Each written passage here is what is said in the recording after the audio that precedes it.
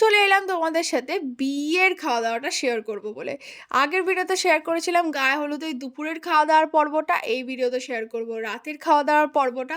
তো খাওয়ার টেবিলে সবাই বসে পড়েছে আর এনারা সবাই ফোন ঘাঁটতে ব্যস্ত, আর তারপর আমি অপেক্ষা করছিলাম খাওয়ার, দিয়ে দিয়েছে প্লেটে খাওয়ার। প্রথমেই দিয়েছে গরম গরম কচুরি আর আলুর দম, আর তার সাথে দিয়েছে চানা মশলা।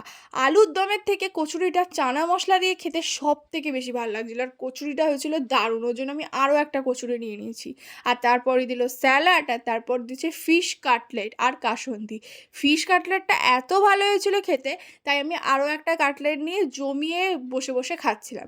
আর তারপরে দিয়ে গেল ফ্রায়েড রাইস আর চিকেন কষা, দারুণ খেতে হয়েছিল।